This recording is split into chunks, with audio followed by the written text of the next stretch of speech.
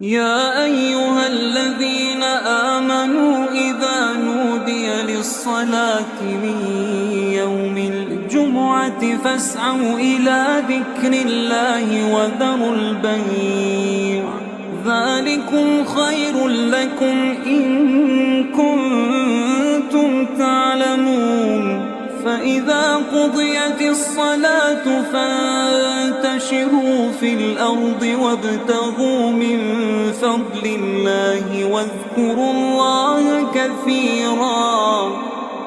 واذكروا الله كثيرا لعلكم تفلحون.